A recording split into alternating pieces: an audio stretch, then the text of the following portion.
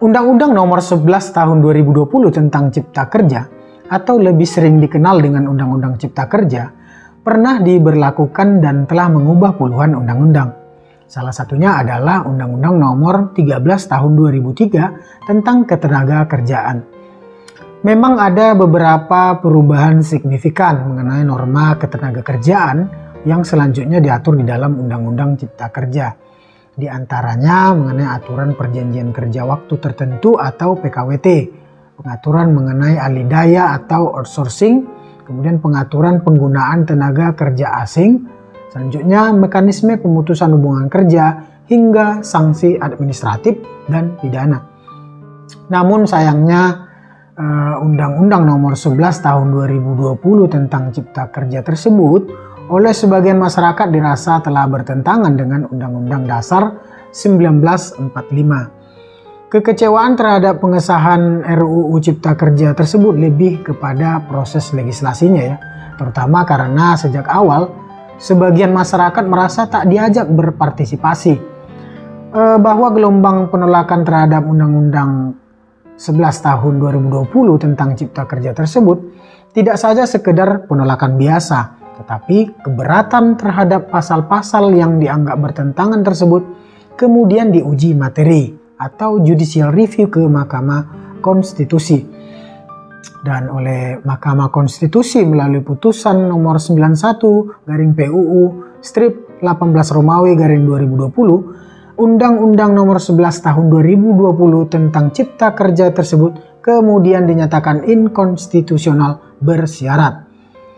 Putusan MK Nomor 91 tersebut mengamanatkan kepada pembentuk undang-undang untuk melakukan perbaikan dalam jangka waktu paling lama 2 tahun sejak putusan diucapkan. Dengan konsekuensi apabila dalam tenggang waktu tersebut tidak diperbaiki, maksudnya hingga 25 November 2023 ya, Undang-Undang Cipta Kerja tersebut dinyatakan inkonstitusional secara permanen. Setelah dinyatakan inkonstitusional secara bersyarat tadi oleh putusan MK Nomor 91, pemerintah bukannya melakukan perbaikan, tetapi justru menerbitkan peraturan pemerintah pengganti undang-undang atau Perpu Nomor 2 Tahun 2022 tentang Cipta Kerja yang diundangkan pada tanggal 30 Desember 2022 sebagai pengganti Undang-Undang Nomor 11 Tahun 2020 tentang Cipta Kerja yang dinyatakan inkonstitusional bersyarat tadi. Jadi putusan Mahkamah Konstitusi tersebut nampaknya menjadi latar belakang bagi pemerintah untuk menerbitkan peraturan pemerintah pengganti undang-undang atau Perpu Nomor 2 Tahun 2022 tentang Cipta Kerja yang di dalam ketentuannya menyatakan mencabut Undang-Undang Nomor 11 Tahun 2020 tentang Cipta Kerja.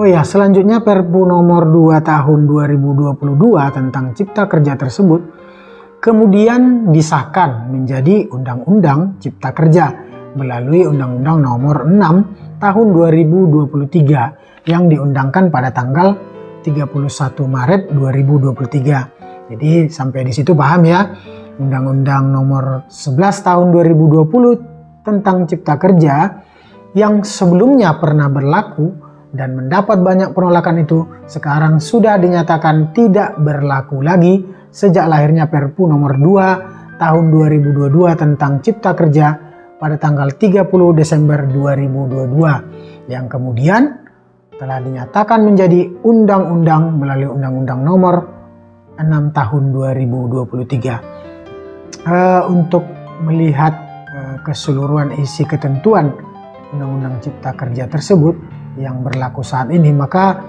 Anda bisa melihat pada Undang-Undang Nomor 6 Tahun 2023 yang bisa Anda dapatkan atau Anda download di internet atau pada link yang akan saya cantumkan di bawah ini pada kolom deskripsi. Oh ya, sebelum diterbitkannya Perpu Nomor 2 Tahun 2022 tentang Cipta Kerja tersebut pada tanggal 30 Desember 2022, sebagai tindak lanjut dari putusan MK Nomor 91 Tahun 2020 itu, maka telah ditetapkan Undang-Undang Nomor 13 tahun 2022 tentang perubahan kedua Undang-Undang Nomor 12 tahun 2011 tentang pembentukan peraturan perundang-undangan yang mengatur metode Omnibus Law dalam pembentukan undang-undang. Jadi dengan pengaturan Omnibus Law tersebut di dalam Undang-Undang Nomor 13 tahun 2022, maka dengan demikian undang-undang termasuk perbaikan Undang-Undang Cipta Kerja melalui Perpu Cipta Kerja yang menggunakan metode Omnibus telah sesuai dengan ketentuan pembentukan undang-undang yang pasti, baku, dan standar dalam pemenuhan aspek formilnya. Terlebih lagi, pengaturan metode Omnibus dalam Undang-Undang Nomor 13 Tahun 2022 tentang perubahan kedua atas Undang-Undang Nomor 12 Tahun 2011 tentang pembentukan peraturan perundang-undangan telah dikuatkan pula dalam putusan MK Nomor 69 PUU strip 20 Romawi garing 2022 dan juga putusan MK Nomor 82 PUU strip 2020 Romawi garing 2022. Jadi Omnibus Law Cipta Kerja memang rancangan undang-undang yang paling banyak menjadi sorotan publik seperti telah kita bahas tadi. Selain dianggap banyak memuat pasal yang kontroversial, Undang-Undang Cipta Kerja dinilai oleh sebagian orang hanya mementingkan kepentingan investor saja.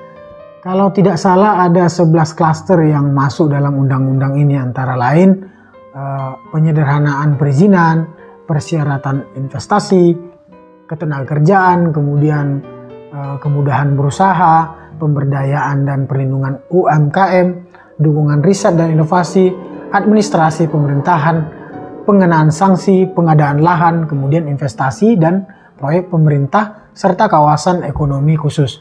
Pertanyaannya, mengapa harus dengan Omnibus Law? Dan apa itu Omnibus Law? Ada pendapat bahwa istilah Omnibus Law berawal dari sebuah bus di kota Paris, Prancis.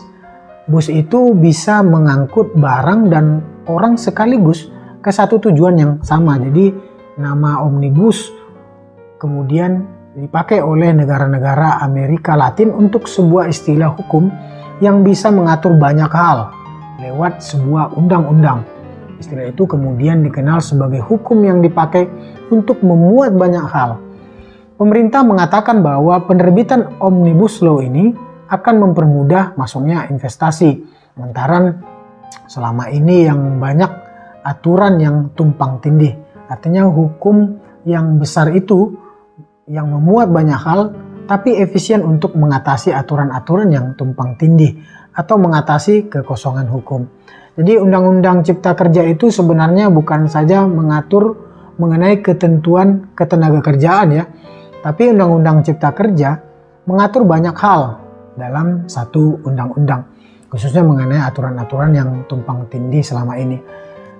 Jika kita lihat dalam Undang-Undang Cipta Kerja, maka struktur Undang-Undang Cipta Kerja terdiri dari 15 bab dan 186 pasal yang masing-masing bisa Anda lihat di sana. Bab 1 tentang ketentuan umum, kemudian bab 2 azas-azas mengenai tujuan dan ruang lingkup, bab 3 peningkatan ekosistem investasi dan kegiatan berusaha, bab 4 ketenagakerjaan, bab 5-nya kemudahan perlindungan pemberdayaan koperasi dan UMKM, bab ke-6 kemudahan berusaha, bab ke-7 dukungan riset dan inovasi, bab yang ke-8 pengadaan lahan, bab yang ke-9 kawasan ekonomi, bab yang ke-10 investasi pemerintahan pusat dan kemudahan proyek strategis nasional, bab yang ke-11 pelaksanaan administrasi pemerintahan untuk mendukung cipta kerja, bab ke-12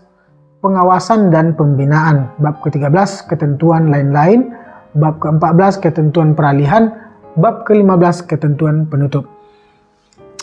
Karena secara umum banyak yang beranggapan bahwa kehadiran Undang-Undang Cipta Kerja adalah untuk menggantikan Undang-Undang Nomor 13 Tahun 2003 tentang ketenagakerjaan, sehingga seringkali muncul pertanyaan, apakah Undang-Undang Nomor 13 Tahun 2003 tentang ketenagakerjaan masih berlaku pasca ditetapkannya Perpu Nomor 2 Tahun 2002 tentang Cipta Kerja menjadi Undang-Undang Cipta Kerja melalui Undang-Undang Nomor 6 Tahun 2023 yang diundangkan pada tanggal 31 Maret 2023. Jadi jawabannya adalah ketentuan yang ada di Undang-Undang Nomor 13 Tahun 2003 tentang Ketenagakerjaan sepanjang tidak dihapus dan sepanjang tidak diatur ulang di dalam Undang-Undang Cipta Kerja yang baru, maka ketentuannya masih tetap berlaku. Jadi masih tetap berlaku ya. Untuk ketentuan mengenai ketenagakerjaan, Anda bisa lihat dalam bab 4 mengenai ketenagakerjaan seperti telah disebutkan sebelumnya. Jadi Anda bisa lihat di dalam Undang-Undang Nomor 6 Tahun 2023. Anda bisa bandingkan di sana langsung dengan Undang-Undang Nomor 13 Tahun 2003 tentang Ketenagakerjaan. Dengan membandingkan kedua undang-undang tersebut, maka Anda akan mengetahui apa saja ketentuan mengenai ketenagakerjaan yang sudah dihapus atau bahkan ditambah oleh Undang-Undang Cipta Kerja yang baru.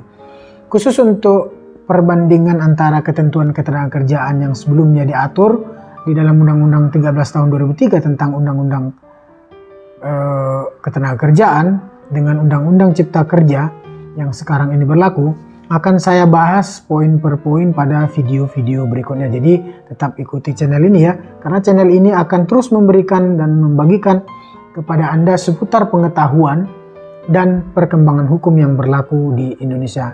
Oke, sampai jumpa lagi.